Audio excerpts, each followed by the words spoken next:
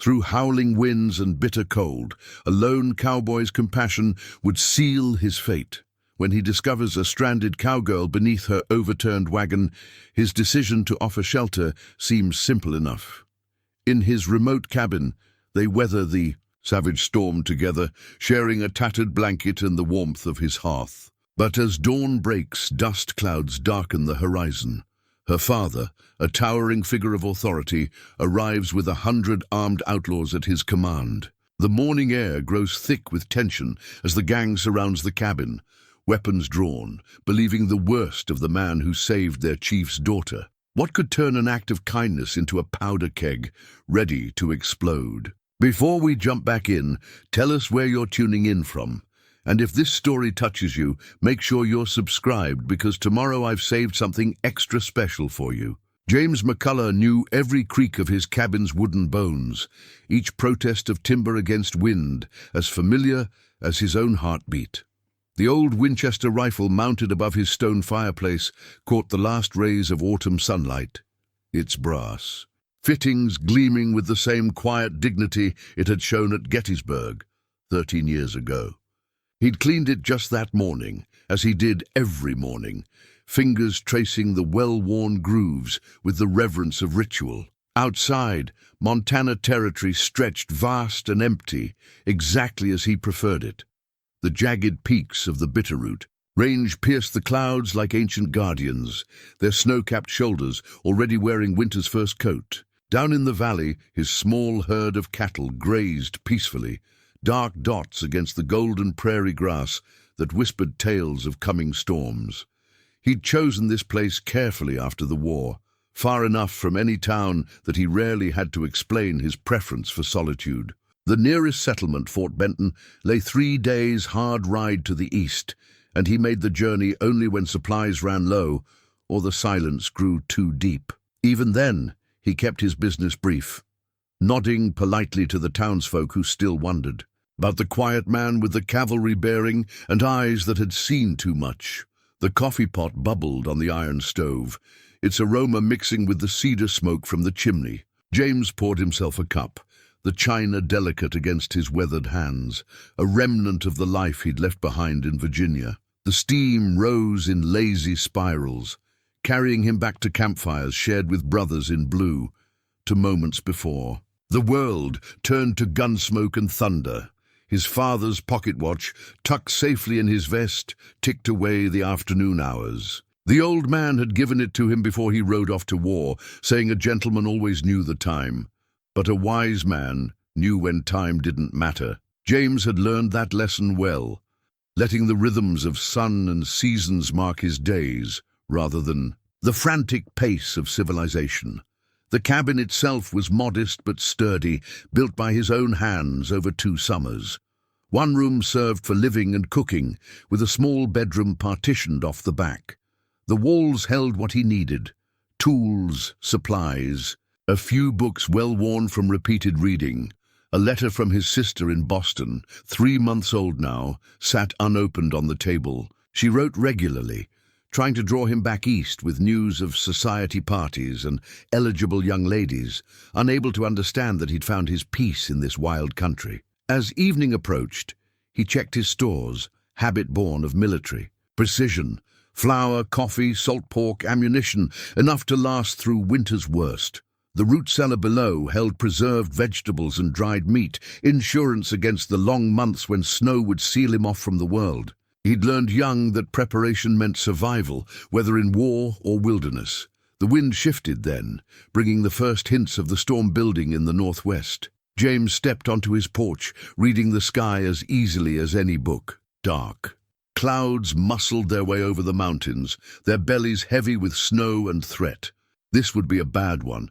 He could feel it in the old wound in his left shoulder, a souvenir from Shiloh that ached whenever real weather approached. He ought to bring the horses into the barn, check the livestock one last time before the storm hit. But something made him pause, eyes drawn to the distant ridge where the trail wound down from Indian territory. Something that spoke to instincts honed by years of cavalry scouts and wilderness survival.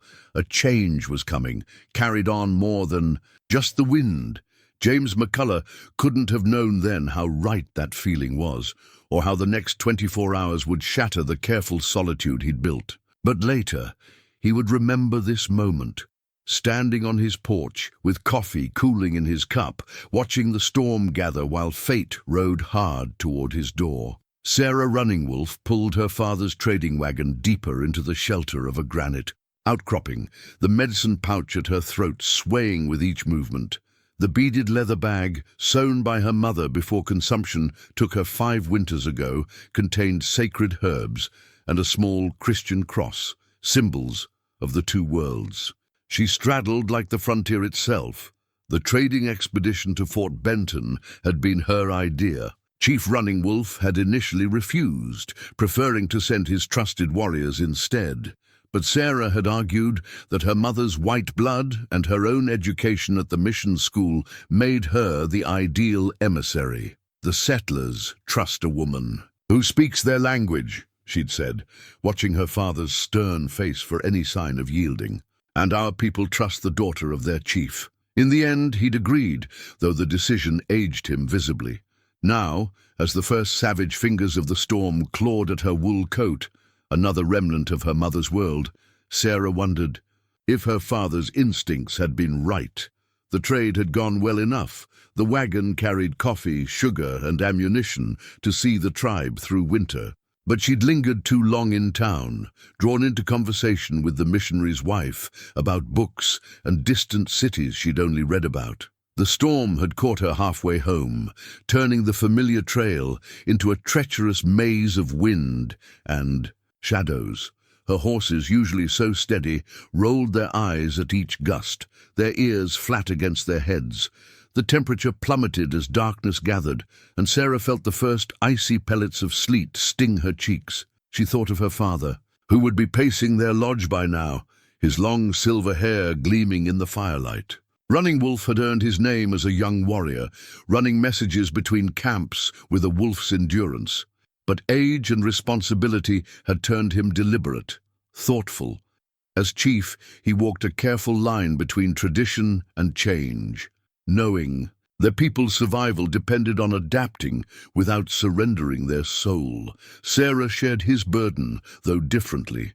Since her mother's death, she'd become more than just the chief's daughter.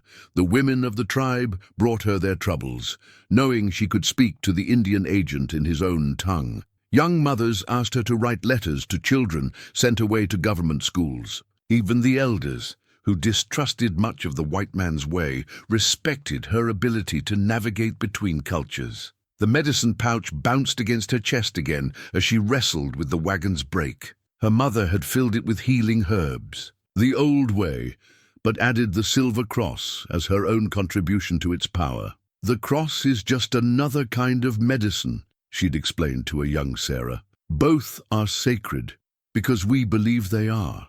Sarah had learned to see wisdom in this view, though others called it blasphemy or superstition. Another blast of wind rocked the wagon, and Sarah heard the ominous crack of wood giving way. The right front wheel had struck a hidden rock, snapping, spokes that had already been weakened by the rough trail.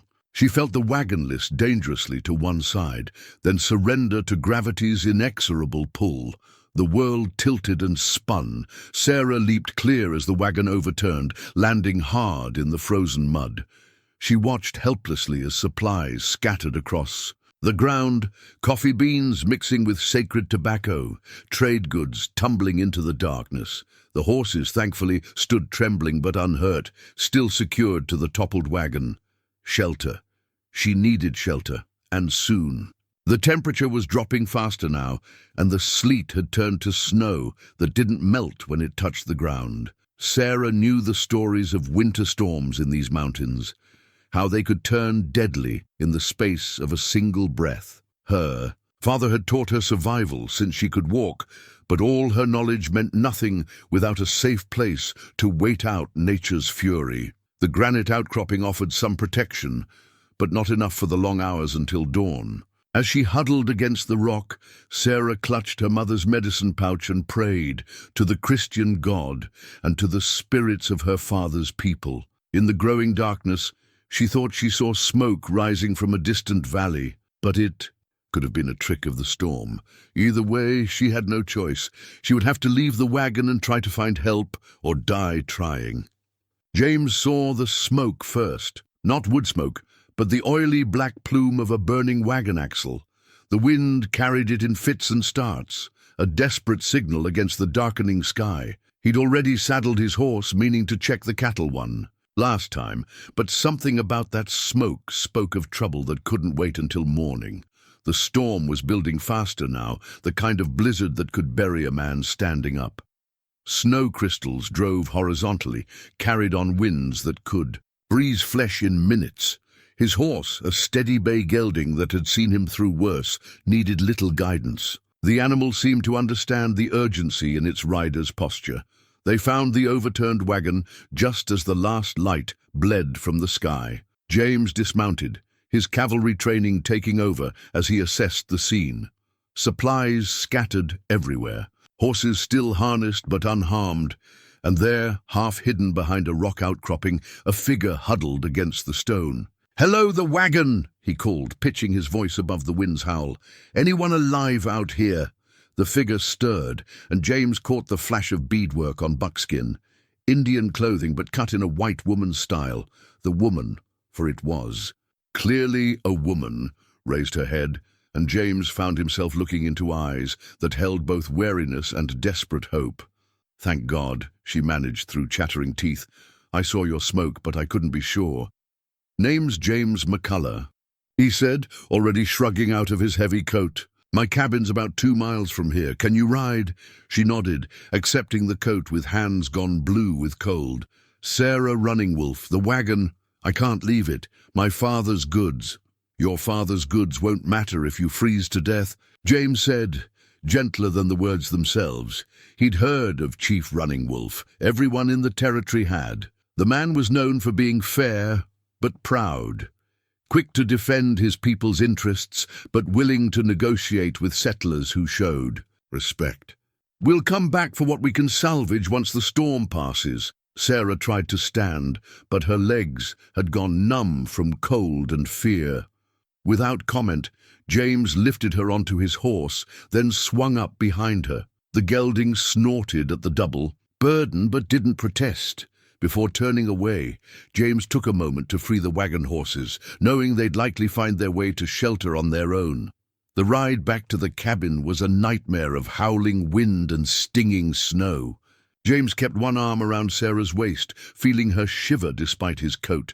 She'd been lucky. Another hour out here and they'd have found nothing but a frozen corpse come spring thaw. "Almost there," he murmured, though he doubted she could hear him over the storm. The cabin's windows glowed like beacon fires through the swirling white, and James had never been so grateful for his habit of keeping a good fire banked. They practically fell through the door, the wind trying to follow them inside. James helped Sarah to a chair by the fire, then quickly secured the door and added more logs to the flames. The woman was pale beneath her natural tan, her long black hair crusted with ice. "Drink this," he said, pressing a cup of coffee into her hands. He'd learned in the war that hot coffee could restore a soldier's spirit as well as their warmth. "Slowly now.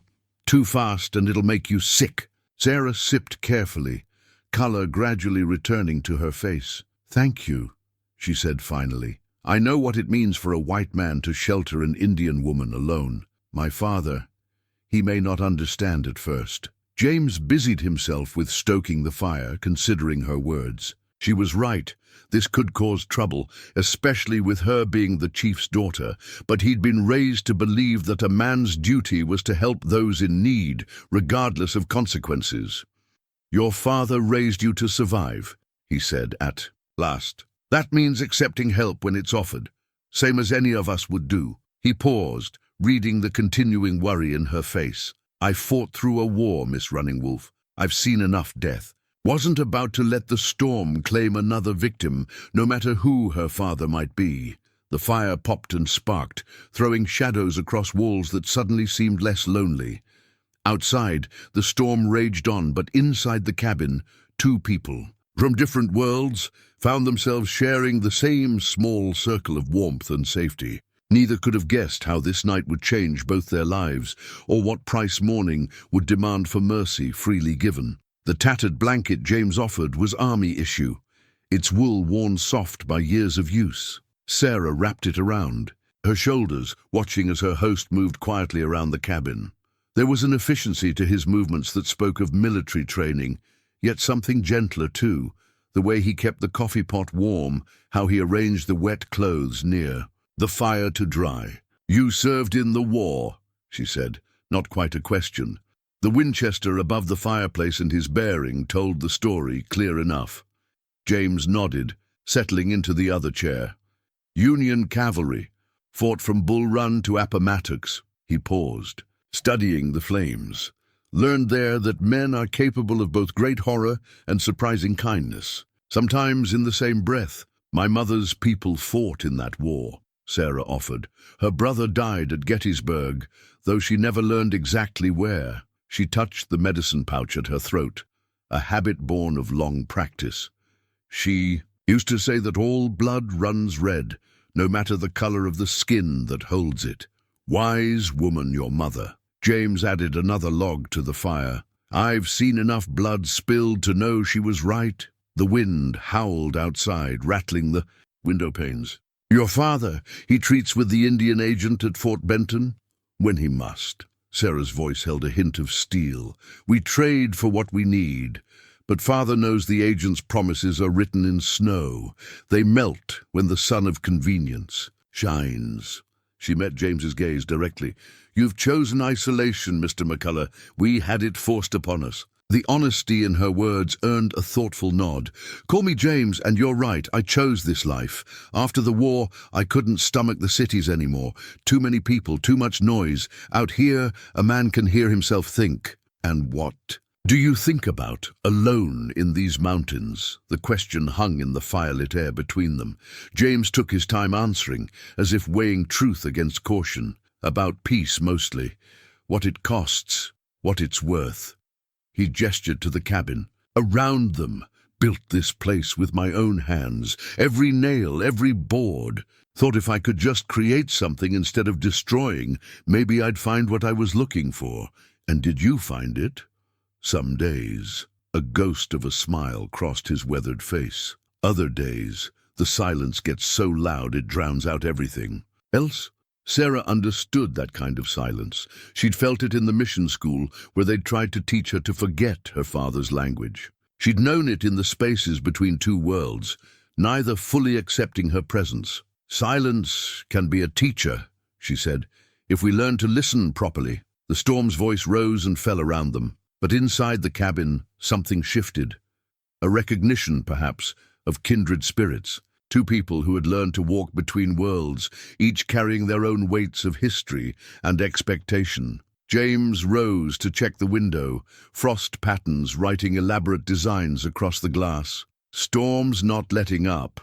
You'll have to stay. Until morning," he spoke matter-of-factly, but Sarah heard the concern beneath his words, concern for her reputation, for her father's reaction, for the complications this night would bring. "I trust you, James McCullough," she said simply. "You could have left me to the storm's mercy. Instead, you offered shelter without question or condition. My father will understand that once he hears the full story." But even as she spoke, Sarah felt uncertainty curl in her stomach. Her father was a proud man, and pride had a way of clouding judgment. The tribe's relations with settlers were already strained by broken treaties and encroaching cattlemen. How would they interpret her night? In a white man's cabin. The fire crackled, sending sparks up the chimney like rising stars. James returned to his chair, the weight of unspoken thoughts visible in his posture.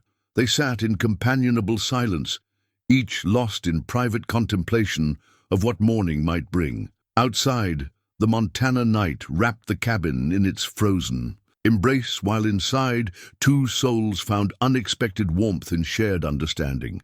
Neither could have known that this night of forced sanctuary would soon test every belief they held about trust, honor, and the price of peace. Chief Running Wolf stood in his lodge as the storm raged, his war bonnet casting long shadows in the firelight. Around him, warriors and scouts reported their findings, or lack thereof. His daughter's wagon had been found abandoned.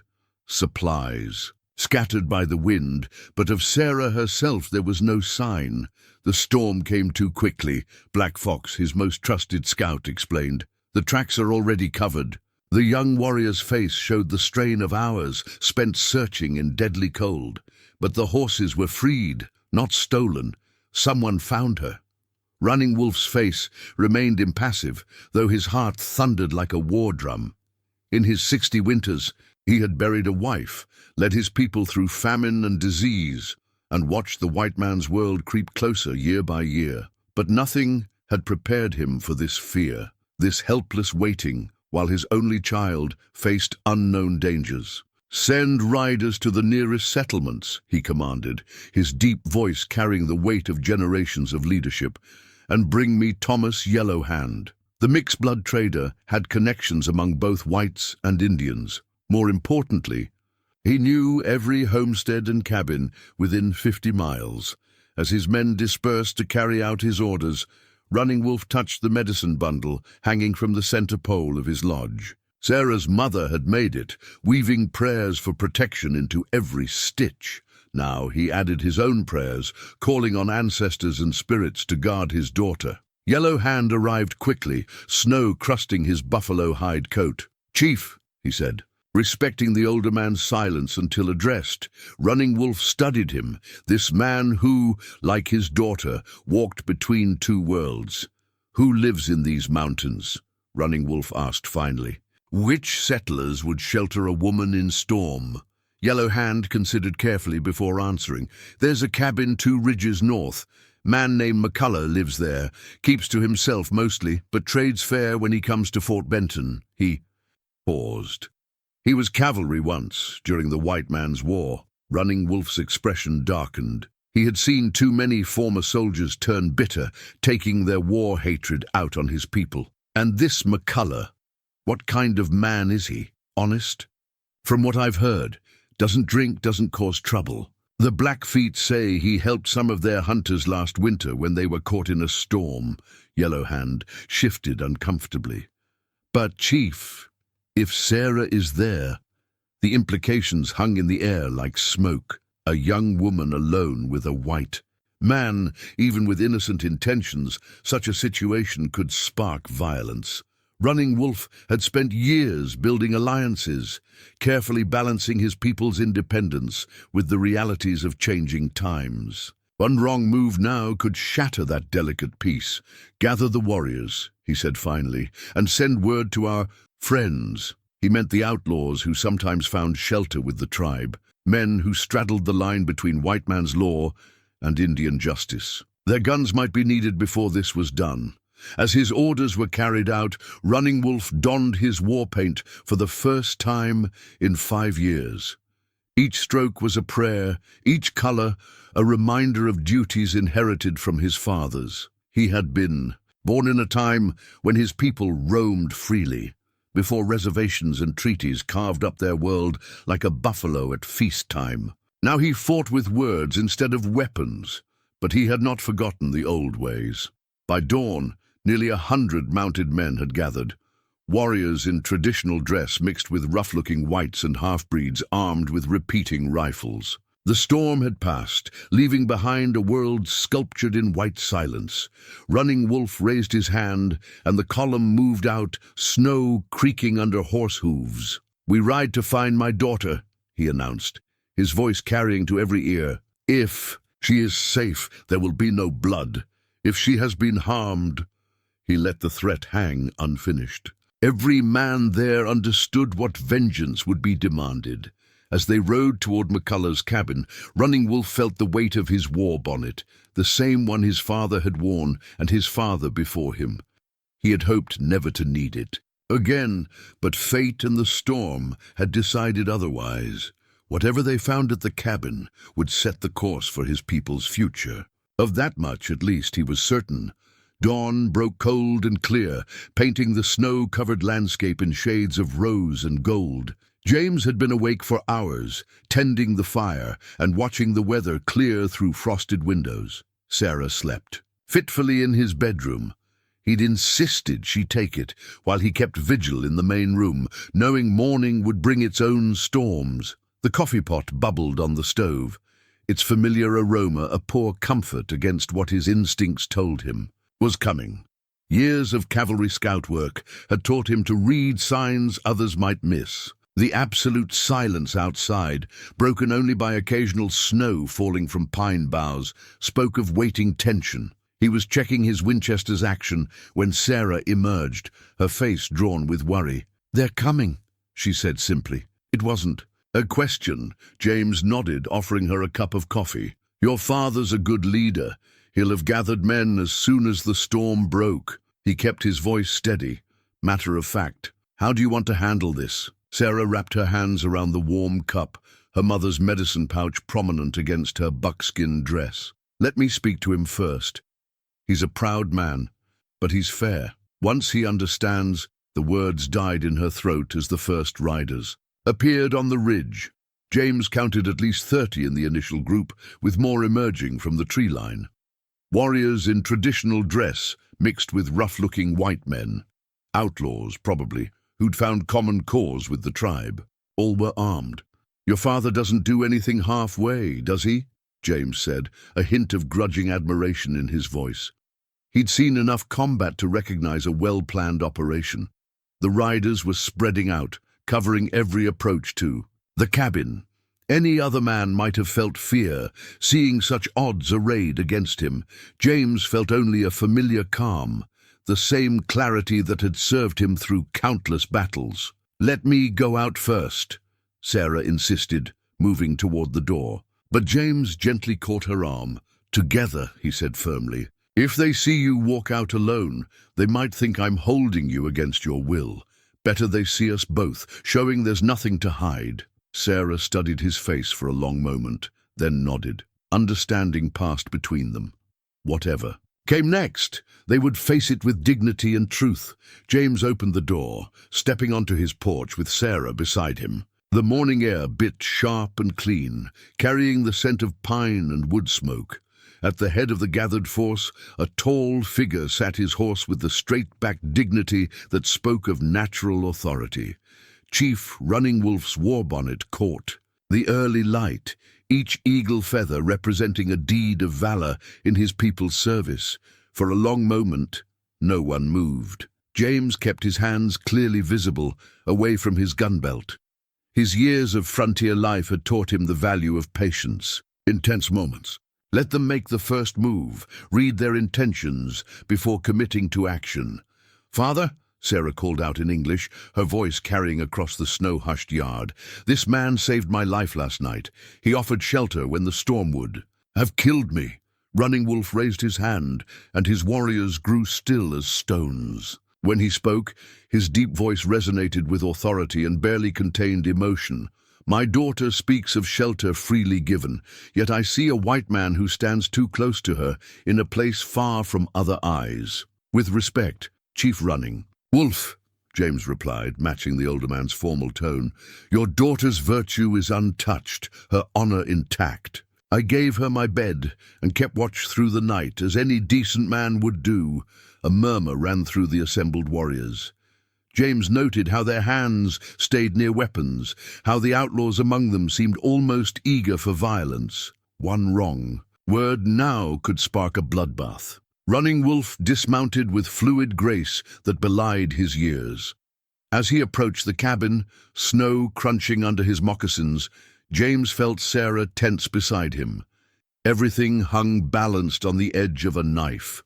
Peace or war, understanding or bloodshed, all depending on what happened in the next few moments. Running Wolf carried an ornate peace pipe in his left hand, but his right remained conspicuously free, a detail James didn't miss. The chief's war paint caught the morning light, each line and symbol speaking of authority earned through decades of leadership. He stopped at the foot of the porch steps, close enough for conversation, but far enough to maintain dignity. "My scouts found your tracks in the snow," Running Wolf said, his English precise and measured.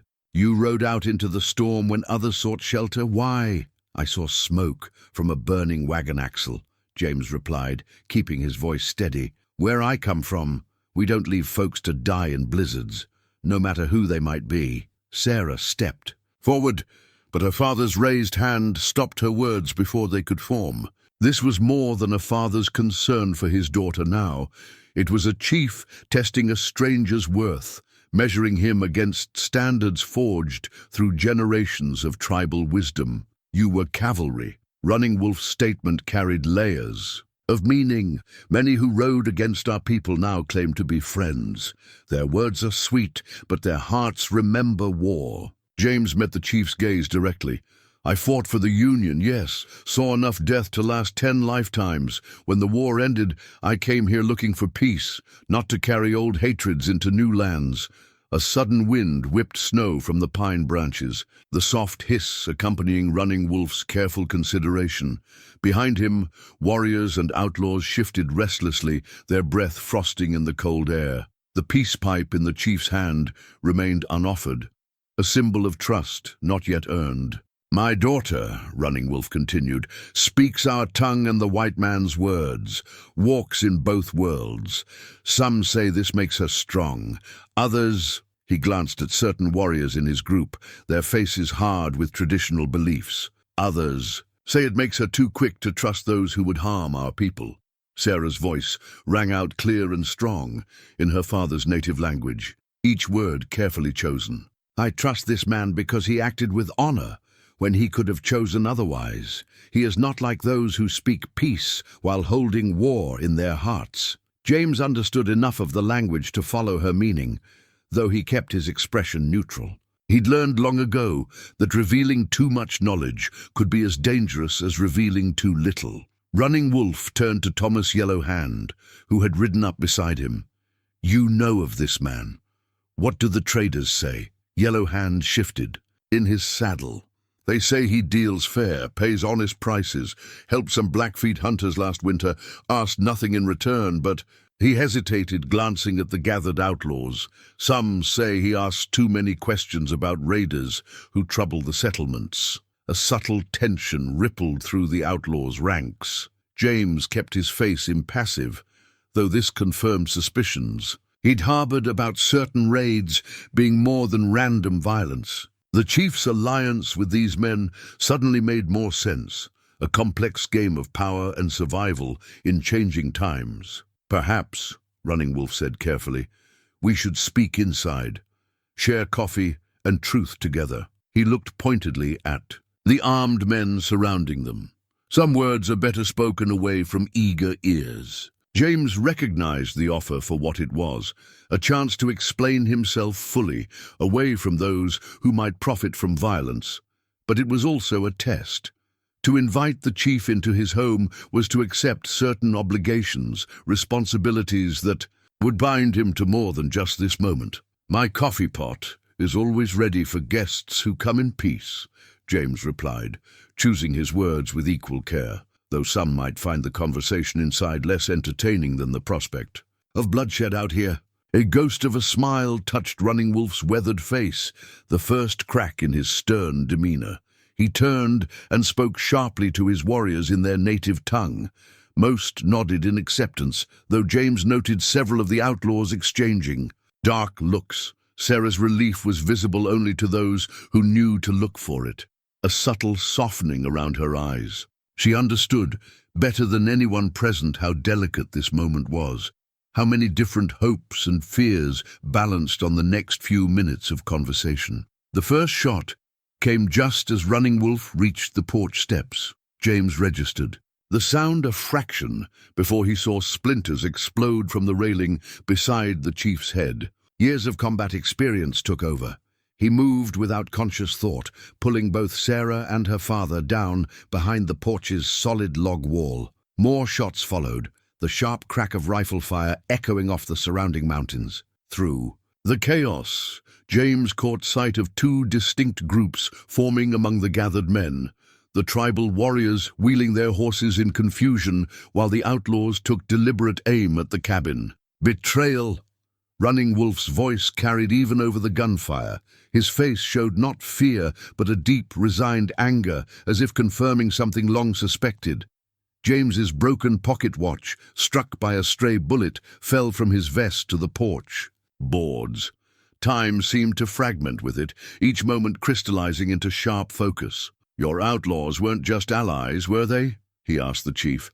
"They were insurance against something worse, against men who would push us from our lands."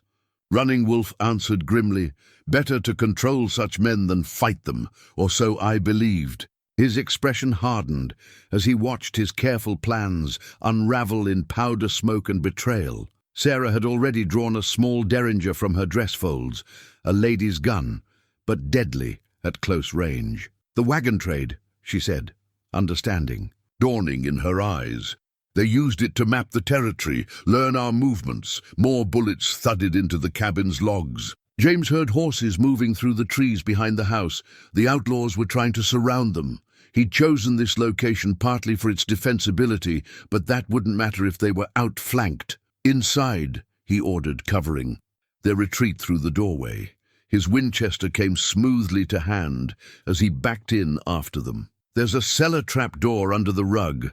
Root storage, but it'll serve as a shelter if needed." Running Wolf had already taken in the cabin's layout with a warrior's practiced eye. "They will burn us out if they can." "Snow's too deep, wood's too wet," James replied, moving to check the back window. "They'll have to come in close. That's when we'll—" His words cut off as he caught movement near the barn. 3 riders, separated from the main group, were working their way around to the north, but instead of attacking, they seemed focused on something else. The trail leading up toward Indian territory. "Your people," James said to Running Wolf, "they're not just attacking us. They mean to raid the winter camps while your warriors are here." The chief's face showed the weight of years and hard decisions. "Many of our weapons are with the hunting parties. The camps would be defenseless." He touched the war bonnet he still wore, each feather earned through service to his people. "My duty is clear." "Father, no," Sarah protested, understanding his intent. "You can't reach them alone." "I am chief," Running Wolf replied simply. "I must try." James made his decision. Quickly, drawing on instincts honed through war and wilderness. "There's a way through the rocks behind the barn. Used it during spring floods. If we create a distraction—" More shots peppered the cabin, one bullet passing clean through a window to bury itself in the opposite wall. Outside they could hear the outlaws calling to each other, growing bolder as they sensed their advantage.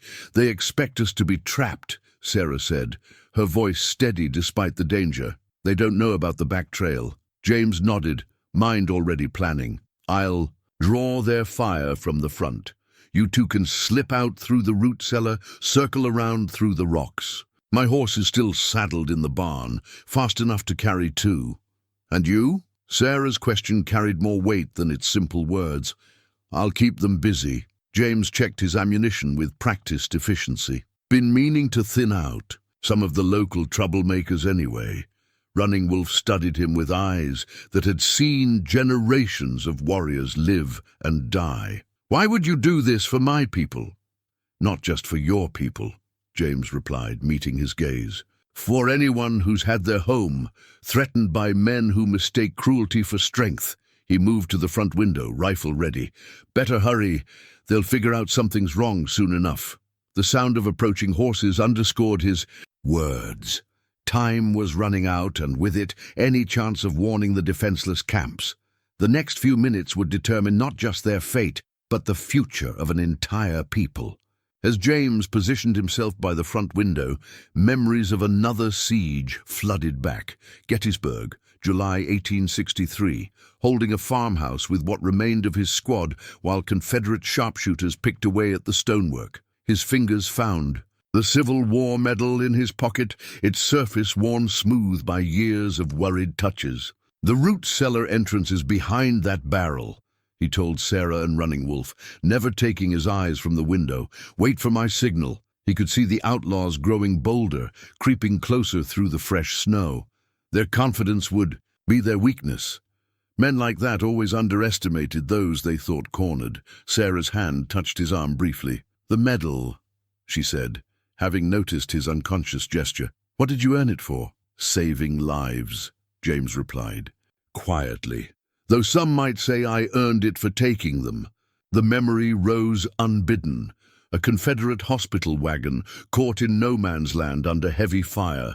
He'd led the rescue mission, bringing out wounded from both sides. The medal came later, but the lessons stayed with him. Mercy had no uniform, and courage wore many faces.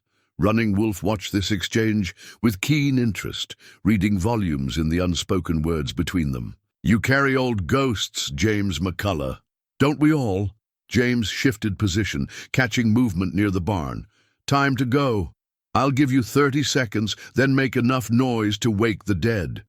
But before they could move, a voice called out from the gathered outlaws, one that made Running Wolf's expression darken like a thundercloud.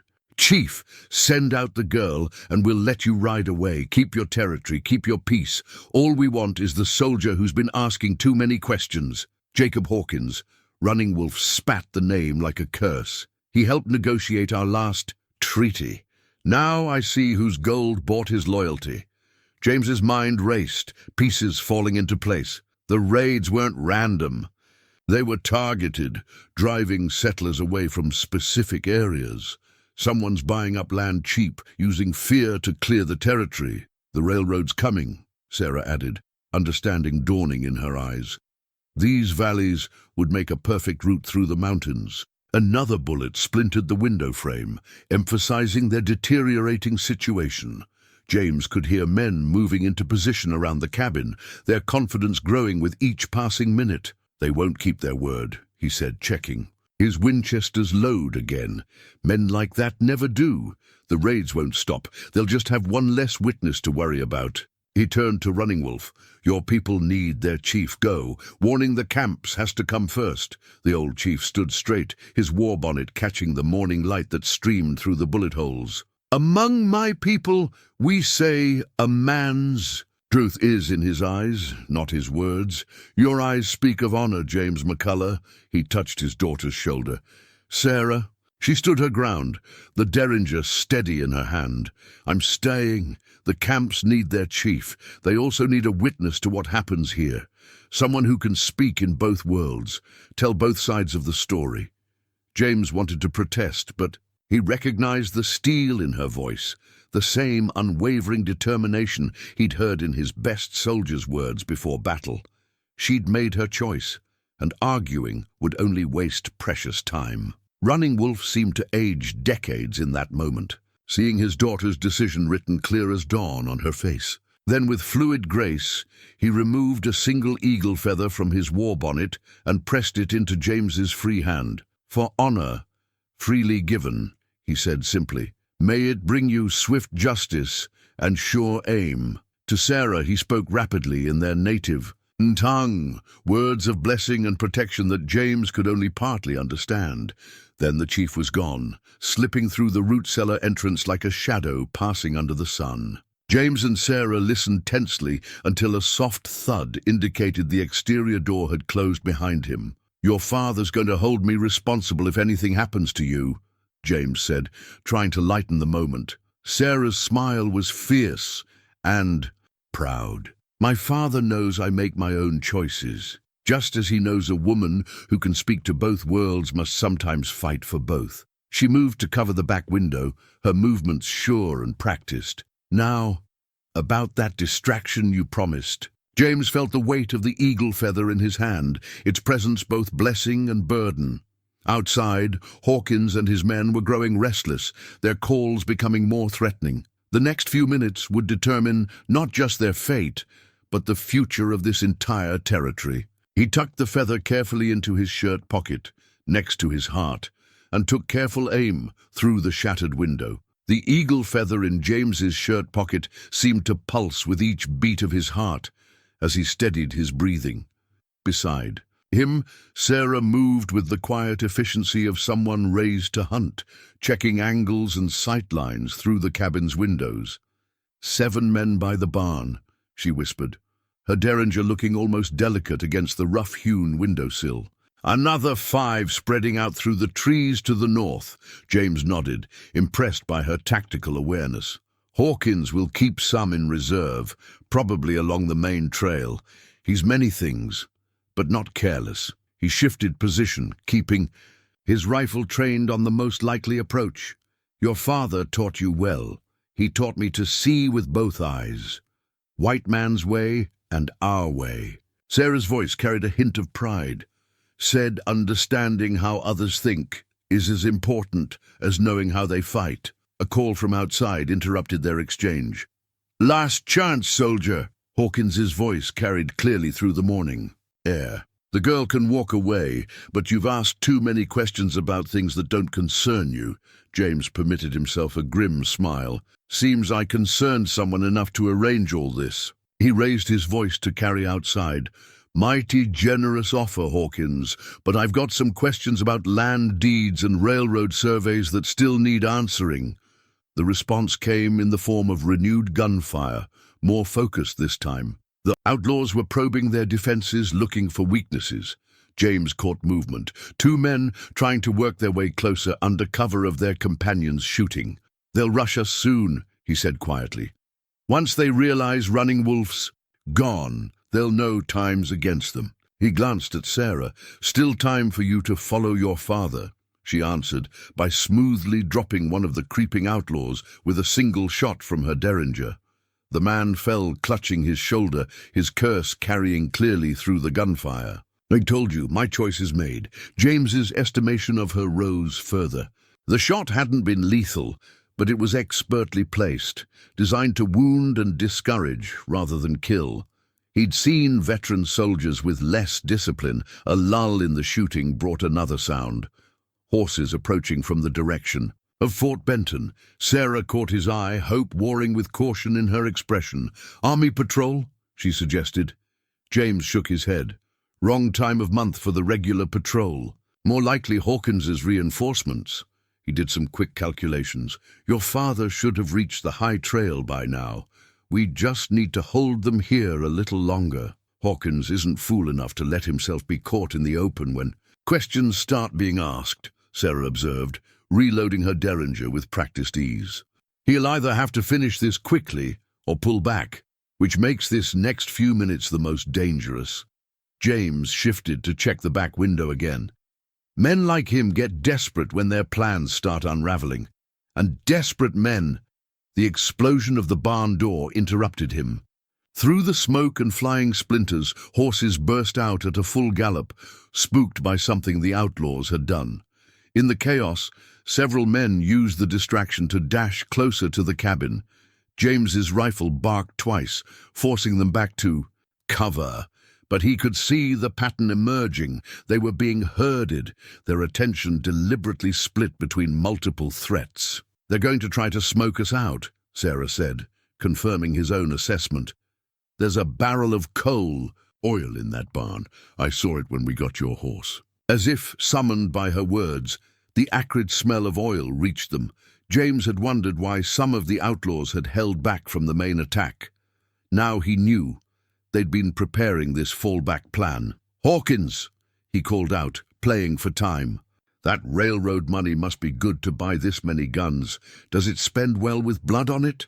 The answer came in the form of a burning brand, arcing through the air, landing near the cabin's rear wall.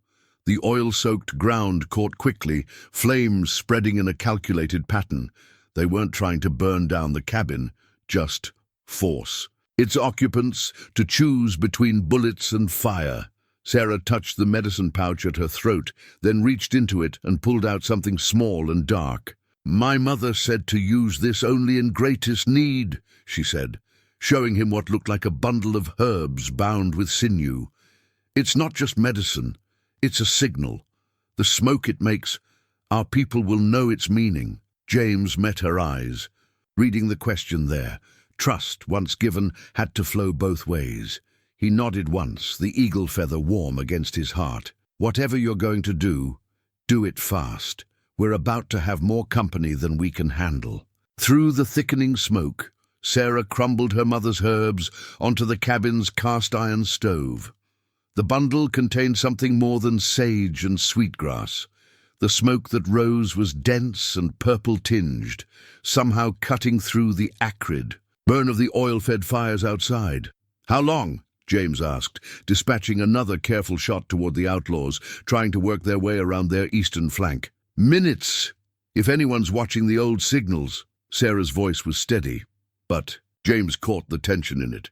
"The smoke has to rise above the trees." A new sound cut through the gunfire, the heavy thud of an axe striking wood. They'd expected fire to drive them out, but Hawkins' men were hedging their bets, trying to breach the cabin's rear wall where the flames provided them cover. James was about to respond when something caught his eye. A glint of metal in the trees that didn't match the outlaws' weapons. He adjusted his position slightly, using skills honed through countless scout missions to focus on that one incongruous detail. "Sarah," he said quietly, "that treaty your father mentioned, would there be a copy in the Indian agent's office?" She glanced at him sharply, understanding flowing between them. The treaty and the railroad survey maps, all in the same place, and all signed by the same men. James's voice was grim. "Including our friend out there who's so eager to see us dead." A massive crash from the back of the cabin interrupted them. The axe had found a weak spot. Winter-dried wood groaned under the assault as more blows followed. Through the gap, James caught glimpses of men moving in the smoke, including one figure whose bearing spoke of authority. "Tell me, Hawkins," he called out, pitching his voice to Carrie, "does Agent Richardson know you're out here? Or is he waiting back in Fort Benton with those land deeds all ready to sign?" The axe strikes paused. In the sudden quiet, they heard muttered conversation outside, followed by a string of elaborate cursing. James's shot in the dark had hit something. "Solid. Railroad's coming either way, McCullough." Hawkins shouted back, anger and something else, worry, coloring his voice. "Progress don't care whose land it crosses. We're just making it easier. Fewer complications, fewer witnesses." Sarah's hand found James's arm, squeezing once. Above them, the purple smoke had begun to spiral upward, rising above the firefight into the clear morning sky. A signal and a testimony, proof that would be seen by more than just her father's warriors.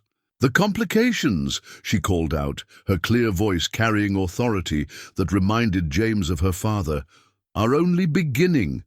My people have lived here for generations. We know every trail, every cave, every hiding place. How long do you think your secrets will stay buried?"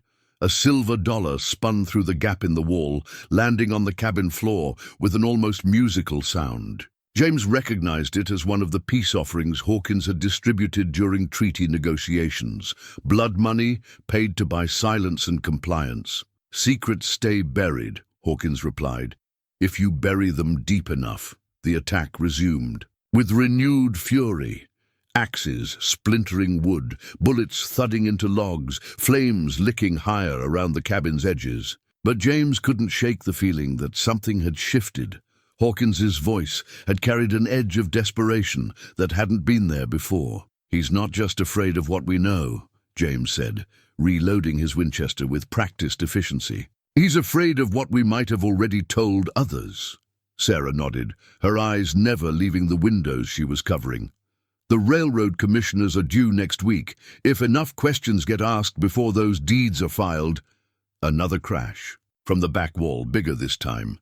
The outlaws had widened the breach enough to try pushing through. James could hear them organizing themselves for a rush, knowing they'd have to come in blind through the smoke.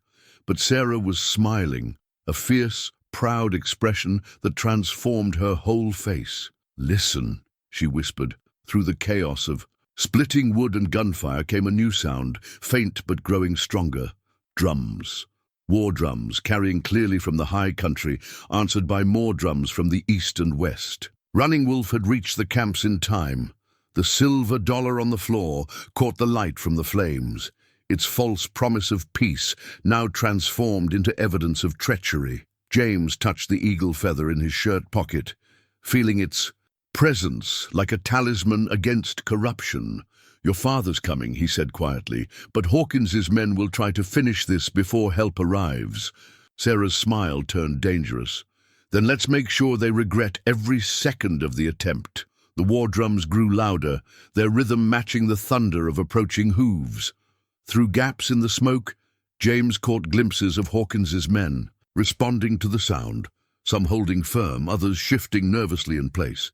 Fear had a way of separating true believers from mere mercenaries. They're coming from 3 directions, Sarah said, reading the drum patterns. Father must have split the warriors into groups. She spoke with the quiet confidence of someone who had grown up understanding such signals. Hawkins's men will be surrounded soon, which makes them most dangerous now. James positioned himself near the breached wall, where the next attack would surely come. Trapped animals fight hardest. As if proving his point, Hawkins's voice cut through the chaos. Burn it all. Don't let them find anything. The outlaws responded with desperate energy, hurling more oil-soaked brands against the cabin. But their actions carried an edge of panic now. They were destroying evidence as much as attacking. James watched through the smoke as one man pulled papers from his saddlebag and fed them to the flames. Railroad documents, Sarah confirmed, catching the same detail. Land deeds, maybe survey maps. A new voice joined the chorus outside. Thomas Yellowhand, the mixed-blood trader they'd seen earlier. Chief Running Wolf approaches. Throw down your weapons and you may yet live. The response came in a language James didn't know. Sarah's eyes widened at the words. Yellowhand is one of them, she breathed. He's warning Hawkins about which trails the warriors are using. James processed this fresh betrayal quickly, years of combat experience turning shock into tactical adjustment. Your father trusted him. Many did. He traded fairly, spoke well at councils. Sarah's voice carried equal measures of anger and sadness. How many others, I wonder? How deep does this conspiracy run? Before James could respond, the attack they'd been bracing for finally came. Smoke poured through the breach as multiple figures tried to force their way in at once. James's Winchester spoke twice, answered by Sarah's precise fire from her derringer. 2 attackers fell back, but others pushed forward through their fallen companions. The cabin's interior dissolved into chaos, gun smoke mixing with signal smoke, flames casting wild shadows as men fought in quarters too close for rifles. James switched to his revolver, years of cavalry combat flowing through muscle memory. Beside him, Sarah wielded a wooden club she'd kept hidden, striking with controlled force at arms and legs rather than heads. Through it all, the war drums grew closer, accompanied now by scattered war cries that echoed off the mountains. The sound had an immediate effect on the outlaws still outside. James heard horses wheeling in panic, men shouting contradictory orders. "Hawkins!" The bellow came from Yellowhand. "The warriors split up. They're cutting off the south trail." But another voice answered, one that froze the blood of every outlaw within hearing. Chief Running Wolf's war cry cut through the morning air like a knife, followed by the distinctive sound of dozens of riders emerging from the tree line. The effect was electric. The men fighting inside the cabin suddenly broke off their attack, scrambling back through the breach. Those outside were already mounting up, their confidence shattered by the prospect of facing warriors who knew every fold of this land. James started to move toward the breach, but Sarah caught his arm. "Wait," she said softly. "Listen." Through the chaos of retreat came another sound, horses approaching from the direction of Fort Benton. But these riders moved with military precision, their hoofbeats falling in the practiced rhythm of cavalry. "The regular patrol," James said, understanding dawning. "They weren't due, but—" "The signal smoke," Sarah finished. "Some of our people must have warned them." She touched her mother's medicine pouch. 2 worlds working together, just as she always hoped. The silver dollar still lay where it had fallen, now covered in ash and debris. James picked it up, feeling its weight. Blood money that would now serve as evidence. Outside, they could hear Running Wolf calling orders in his native tongue, coordinating with the approaching cavalry to encircle the fleeing outlaws. "Your father's warriors could have attacked immediately," James observed. Instead, they waited. For the cavalry, Sarah's smile carried generations of wisdom.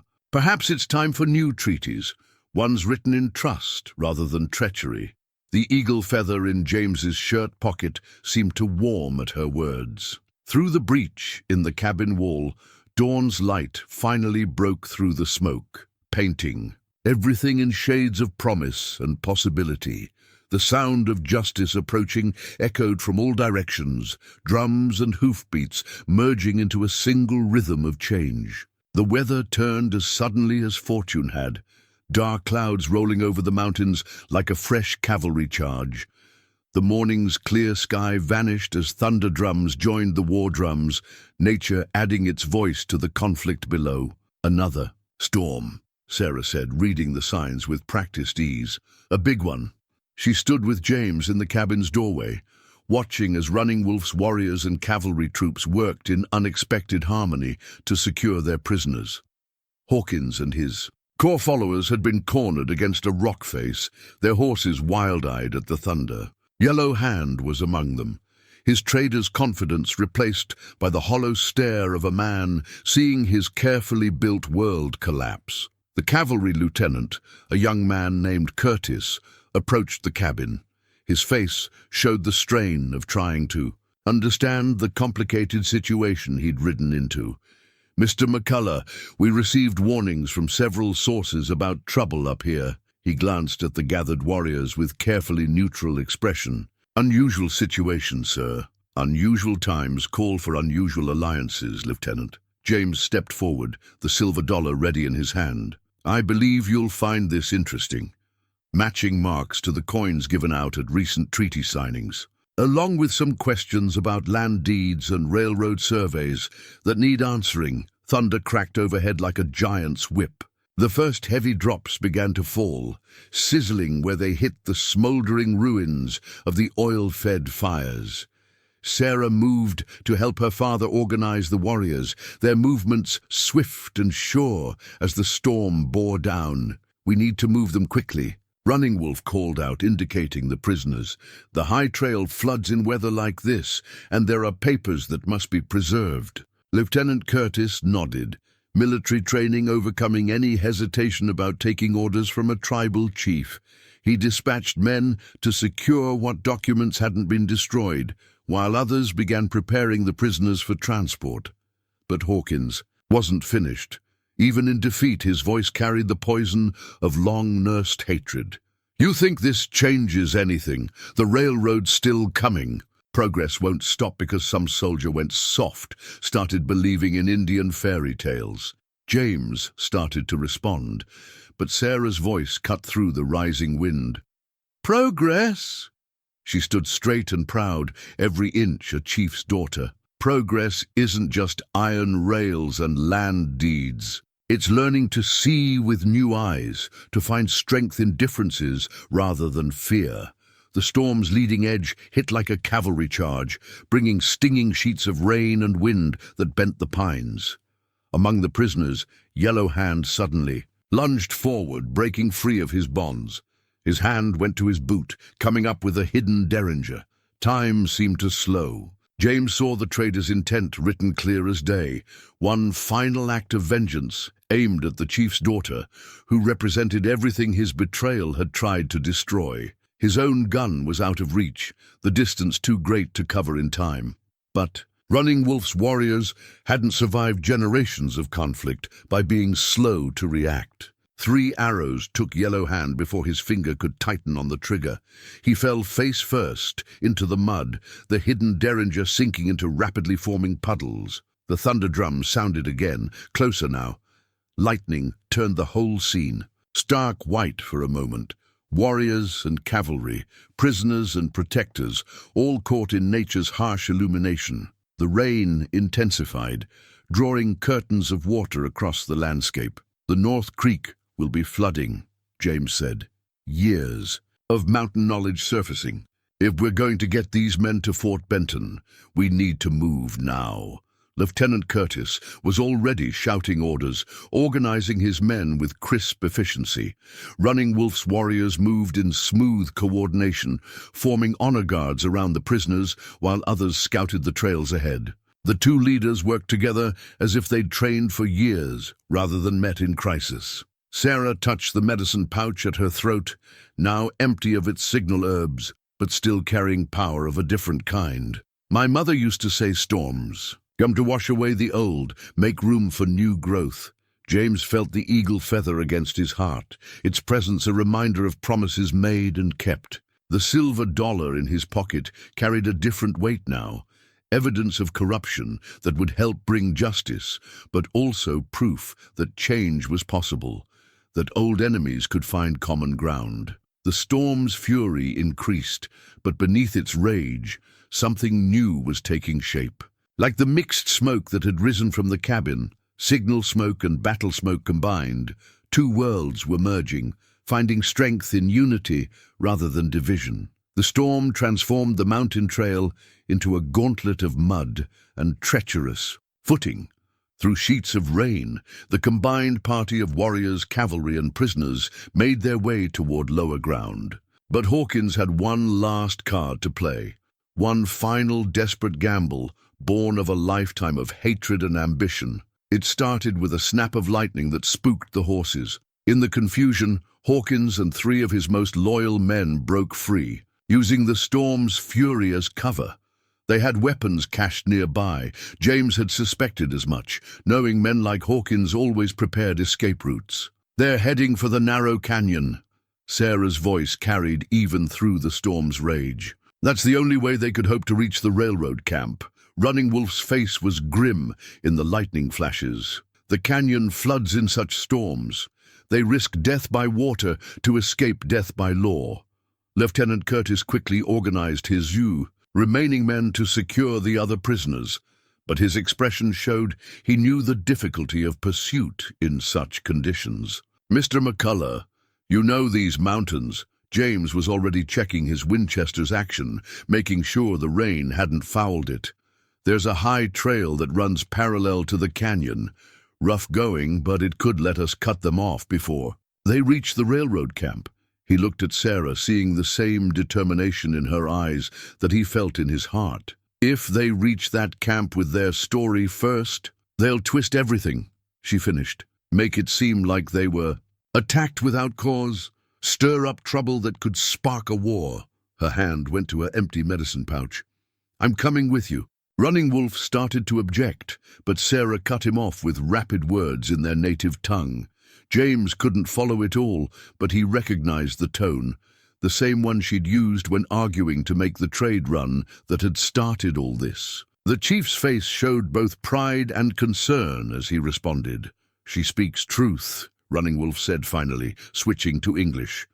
"My daughter sees with both eyes, understands both worlds, and these mountains are as much her home as anyone's." He removed another feather from his war bonnet, pressing it into Sarah's hands for clear sight and sure feet on the high trail. Lieutenant Curtis dispatched two of his best riders to accompany them, but the young officer clearly understood this pursuit would require more than military training. This was mountain justice now, played out on nature's terms. The high trail lived up to its name, a narrow track that skirted the canyon's rim, offering treacherous footing but clear views of the route below. The storm's fury seemed concentrated here, wind howling through the rocks like angry spirits. James led the way, reading the ground with skills honed through years of frontier life. Sarah rode beside him, her father's feather now braided into her hair, moving with the confidence of someone born to this wild country. The cavalrymen followed, their military precision adapting to the demands of mountain riding. They caught sight of Hawkins's party at the canyon's narrowest point. The fugitives had been forced to dismount, leading their horses through a passage, barely wide enough for single file. Above them, the canyon walls rose sheer and wet, while below, the flash flood waters churned with deadly power. "They're trapped between the flood and the fall," Sarah observed, her voice carrying no satisfaction, only grim certainty. Nature itself judges their choices. James raised his rifle, but the shot would be nearly impossible in these conditions. Rain and wind and fading light all conspiring against accuracy. We need to get closer, but Hawkins had seen them too. The outlaw's face twisted with desperate rage as he raised his own weapon. The shot went wide, but it spooked the horses. Again, one of the cavalry mounts reared, nearly going over the edge. What happened next seemed to unfold with the slow clarity of lightning. Sarah, closest to the struggling soldier, reached for his horse's reins. The movement put her in Hawkins's sights. James saw the outlaw's smile as he shifted his aim. The eagle feather in James's shirt pocket seemed to pulse once, and suddenly his rifle felt as natural as breathing. Time slowed, the storm stilled, and the shot was there. Clear as day, simple as a heartbeat. His Winchester spoke once, the sound almost lost in a thunderclap. Hawkins's bullet went high, harmless. The outlaw himself staggered, dropped his weapon, and fell, not into the flood waters below, but onto the narrow ledge, clutching his shoulder, wounded, alive, but finished as surely as his schemes. The rest of his men, seeing their leader fall, threw down their weapons. The storm's fury began to ease, as if nature itself was satisfied with the justice served. Sarah's eyes met James's across the rain-swept distance, carrying a wealth of understanding that needed no words. The storm broke just before dawn, clouds parting to reveal stars as bright and sharp as rifle shots. The captured outlaws, including a sullenly silent Hawkins, had been secured in Fort Benton's jail. Lieutenant Curtis and his men worked through the night, collecting statements and evidence, particularly interested in the silver dollars that matched Treasury records of treaty payments. James stood on the fort's wooden walkway, watching the eastern sky lighten. His Winchester leaned against the rail, cleaned and oiled after the night's work. The eagle feather still rode in his shirt pocket, a reminder of promises kept and bridges built. "The railroad commissioners arrive tomorrow," Sarah said, joining him at the rail. She'd spent hours helping the lieutenant translate statements from tribal witnesses, building a case that even the most hostile judge would have to acknowledge. "Father says this changes everything." "And nothing," James replied, understanding in his voice. "The railroad's still coming. Progress, like Hawkins said. But maybe now it can come with honor instead of treachery." Sarah nodded, touching the medicine pouch at her throat, empty of its signal herbs but filled now with new purpose. "The Indian agent resigned this morning. Couldn't face the evidence once it all came out. Father has been asked to help choose his replacement. The morning star hung bright above the mountains, a signal of its own kind. James thought about his cabin, probably still standing despite the fire damage. He'd built it seeking isolation, a place to heal from war's wounds. Instead, it had become a crossroads, where two worlds met and found common ground. Lieutenant Curtis suggested, "I take a position here at the fort," he said carefully. "Scout and translator. Says they need men who understand both sides, who can help prevent misunderstandings before they turn deadly." "And will you accept?" The question hung in the dawn air between them. James considered his answer carefully, remembering the weight of his Winchester during that final confrontation. How clear everything had become in that moment of choice between justice and vengeance. "Told him I'd think about it. Depends on whether I have a reason to stay in the territory." He glanced at Sarah, seeing in her face the same careful consideration of possibilities. She smiled, the expression carrying all the wisdom of her dual heritage. "The territory needs people who can bridge worlds, who understand that progress doesn't have to mean destruction." Her hand found his on the rail. "My father says a warrior's heart knows truth when it finds it." Below them in the fort's yard, Running Wolf spoke with cavalry officers, his war bonnet catching the first rays of sunrise. The chief's presence here, working with the military instead of against them, marked a change as significant as any railroad survey. Your mother's signal smoke brought two forces together, James observed. Cavalry and warriors riding as one. Maybe that's what real progress looks like. She always said change was like a river. You can fight it and drown, or learn to swim with its current while keeping your own course. Sarah's voice carried the weight of generations, yet also the lightness of new possibilities. The railroad will bring more settlers, more changes. They'll need guides who understand the land and its people. The sun crested the eastern mountains, painting the fort in shades of promise. James felt the eagle feather warm against his heart, as if responding to the dawn. His cabin would need rebuilding after the fire damage, perhaps with modifications this time, a proper room for translation. Work, space for visitors seeking guidance through complicated territories, both physical and cultural. Your father might have something to say about his daughter keeping company with a former cavalry scout, he said, though the words carried no real worry. Sarah laughed, the sound as clear as mountain streams. My father knows that bridges must be built by those who can stand firmly on both banks. She touched the feather in her hair, twin to the one James carried. Besides, he's the one who gave you that feather. Among our people, such gifts carry meaning. Movement in the forts. Yard drew their attention. More riders arriving. Tribal elders coming to meet with military authorities. Traders bringing news from distant agencies. Settlers seeking guidance through changed territories. The world was shifting, but perhaps this time the change could be guided by wisdom instead of greed, by understanding instead of fear. The morning star faded into dawn's growing light, but its promise remained.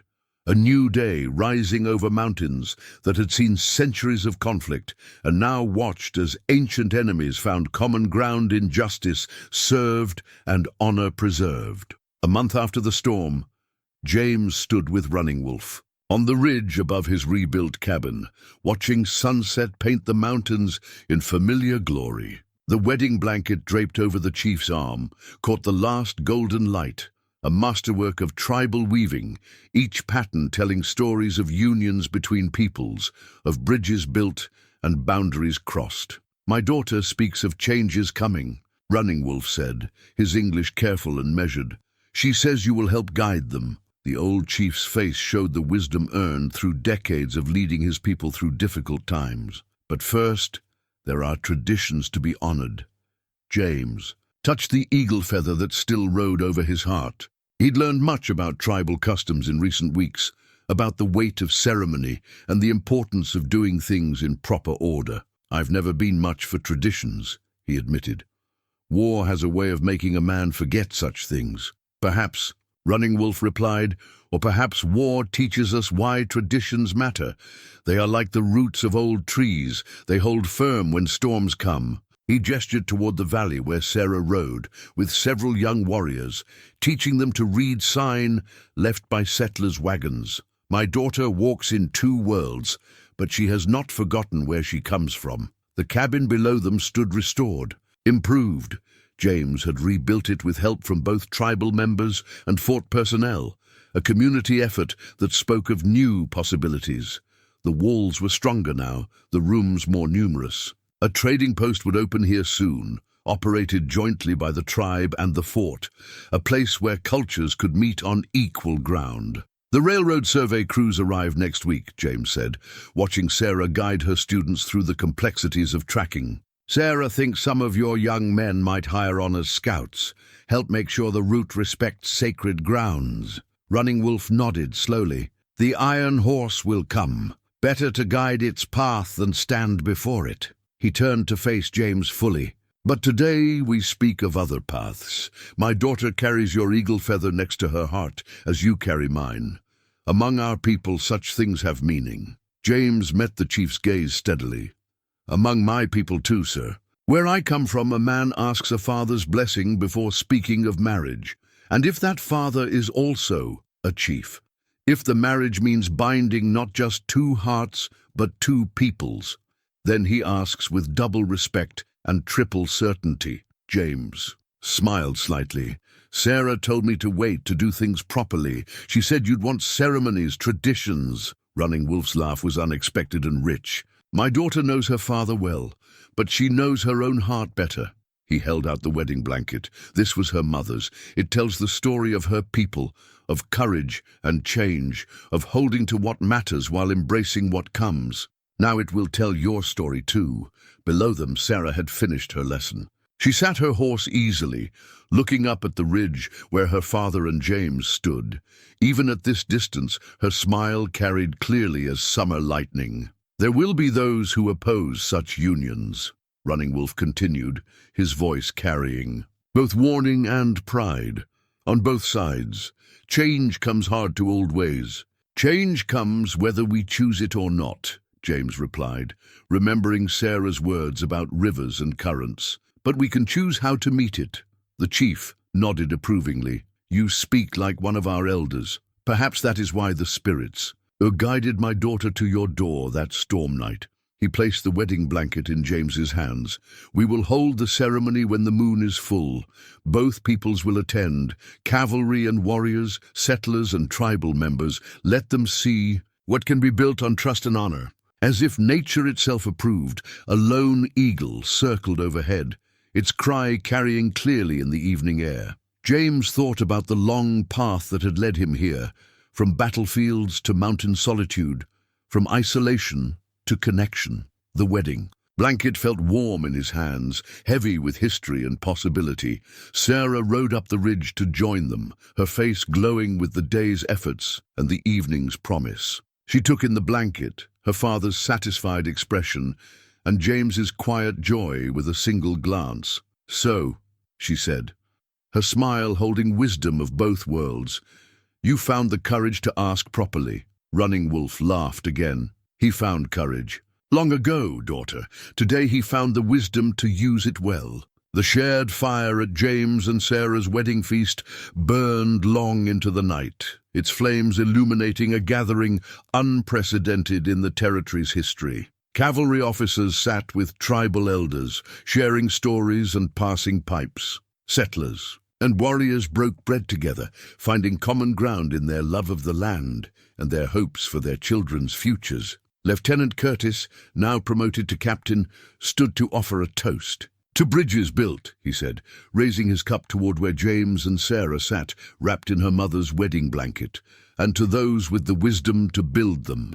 Running Wolf rose next, his war bonnet replaced for this occasion with the ceremonial headdress of peace talks. The old ones speak of times when all peoples walked as one, he said, his words translated by Sarah for those who needed it. Perhaps they did not speak of the past, but of days yet to come. James touched the eagle feather that still rode above, his heart now sewn securely into his best shirt. Beside him, Sarah wore its twin in her intricately braided hair. They had kept both feathers as reminders of that storm-swept night when trust given freely had overcome fear and hatred. The trading post below their cabin was already proving its worth, becoming a place where justice and commerce walked hand in hand. The railroad surveys proceeded with unprecedented cooperation, guided by young men who understood both the steel rail's necessity and the sacred land's importance. But perhaps the greatest symbol of change was the small school that had opened nearby, where Sarah taught children from both worlds to read and write, to speak each other's languages, to understand each other's ways.